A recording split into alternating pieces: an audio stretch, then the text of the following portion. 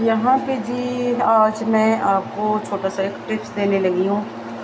जैसे कि आज का मौसम है चल रहा है ना, तो सर्दी कह रही हूँ, गर्मी में पसीना आता है, उसके बाद जो है ना फिर जिस्म में ना कड़ाहट होती है।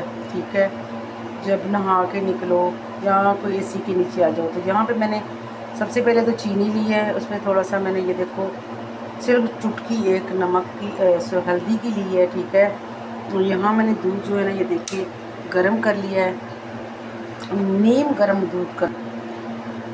उसके बाद जी जनाब हमने इसको इसमें शामिल कर ली है। ठीक है, ये देखिए माशाल्लाह दूध इस तरीके से हमने इसको जी चीनी जो है इसका वो भी मिला देना है, और इसमें जो हमने हल्दी शामिल की है वो भी। यहाँ पर जी हमने दूध इसमें डाल दिए बड़े।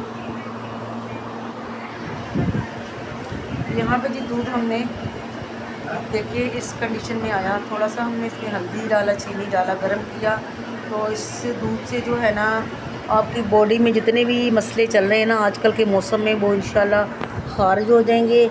और जनाब जी आपके जो है ना चेहरे पे भी बड़ा अच्छा सा ग्लो आ जाएगा।